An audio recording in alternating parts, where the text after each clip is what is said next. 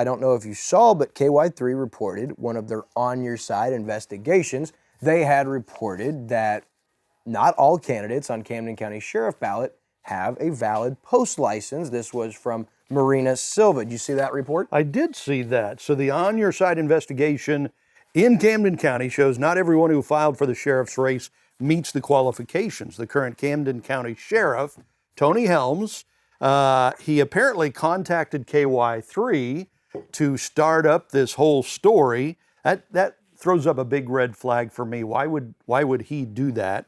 So anyway, sheriff says it's time for his law enforcement career to end, leaving it to somebody else to take over. So looks like Tony said, okay, so I'm not going to run again. So I've got no dog in the fight here. This is just what has happened. He says 8 people have filed to run.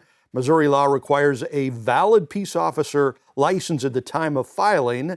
That's what the statute says. It doesn't say later or whatever. Helms is telling KY3. Part of that includes mandatory training. The training would have to be up to date. The post license would show that. Plus, it is also validation for law enforcement across the state. KY3's Marina Silva was the reporter who did this, and it doesn't seem like Marina Silva really did much investigation into this.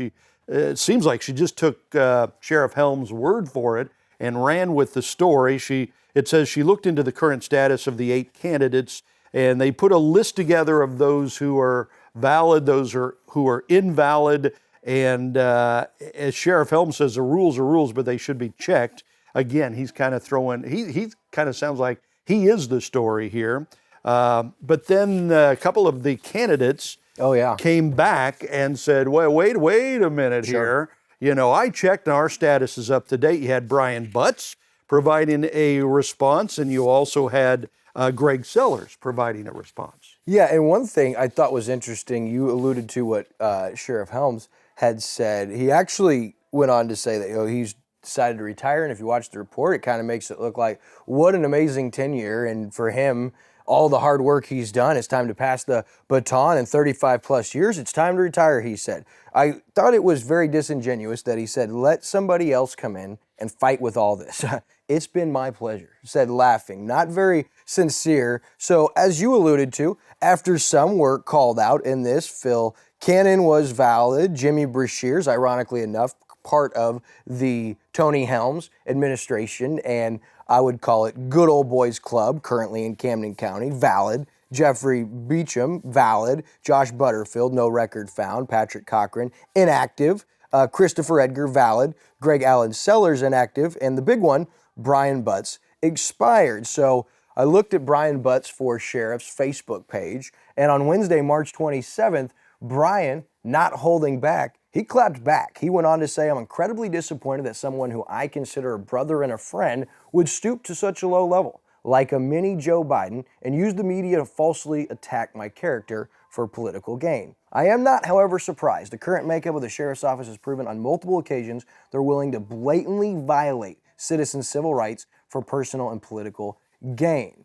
They said the person that'll remain unnamed, but is current employee of the department, falsely accused me of not meeting state statute for filing as a candidate. He went on to say, when I proved to the Camden County clerk I was in fact in compliance, Tony Helms contacted the media. That's where you said it looks like Tony Helms kind of started this. Looks like, according to Brian Butts, when he proved to Camden County Sheriff Tony Helms that he was absolutely in compliance, KY3 was contacted, and they took his word for it. They did not contact me nor actually investigate and ran a false story attacking me. He went on to kind of take a stab at the journalist, Marina Silva, and said, by the way, Marina, if you would have contacted me, I would have happily forwarded you the email from MDPS, who actually licenses peace officers, stating I was in compliance. Now, I reached out to Brian, and he also gave us a personal statement. You'll see it here on screen, and it was mentioned in the story, the only person who can remove a name from a ballot is a judge. I am very willing, in fact, looking forward to litigating this matter if any legal action is taken. So that was a strong response. He didn't appreciate that. Looks like he has some contention, not just with KY3, but the current leadership at the Camden County Sheriff Department. And regardless of who you're going to vote for Camden County Sheriff this upcoming August, this does seem a little bit like a hit piece. I mean, KY3 on our side, just keeping you, the Camden County viewers, informed. I mean, right, Marina Silva?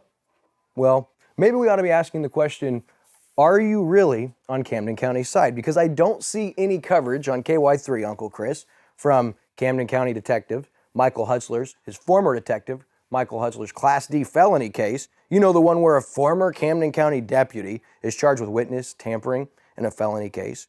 Or how about the ongoing issues with the former prosecutor, his detectives, Camden County Sheriff Tony Helms, and the numerous situations, all big stories, right? Like softballs, if you will, for somebody, a journalist, that wants to get you.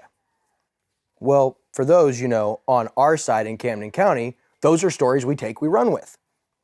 I mean, the timing is ironic, and now that I think of it, what coverage has KY3 actually provided of happenings in Camden County? Because this is awful ironic to pick and choose, and so a simple Google search of KY3 Camden County will show us them all. And there's not a whole lot of light shed on the current dysfunction that is absolutely going on in the Camden County Sheriff Department. And if all you did was watch KY3, you would actually believe that the Camden County Sheriff Department was a really pretty by-the-book, great leadership from the top down run department.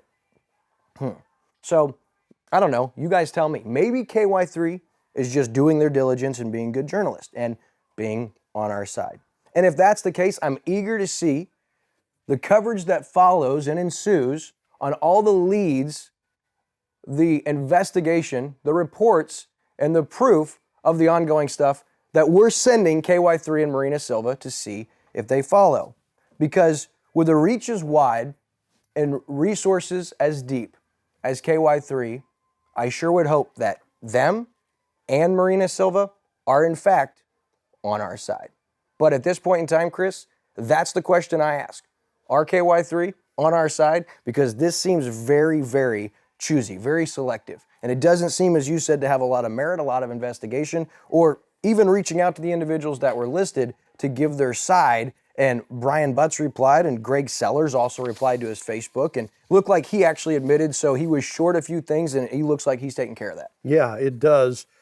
He said Greg Sellers responded saying last night, KY3 did a story about sheriff's candidates, possibly didn't meet post licensing. By the way, that post means Police Officers Standard and Training Commission. That's what post stands for. And he said that when I put my name on the ballot, I was up to date and valid. Since then, I've dropped like 5 hours behind. It sounds like a continuing education thing. And he said, oh, I'll have that made up by next Tuesday. So again, I don't know what KY3's motivation was for this. If they're actually doing a hit piece to help out certain people running for sheriff, or if they're just lazy in their investigation. You get a call from, the sheriff of a county, you just, oh, okay, he's not lying to us. We're just going to take that as truth and we're going to run with it and we're going to print it and we're not going to do any investigation. Well, that's just lazy, right? That's just lazy journalism. And it looks like what's going on here.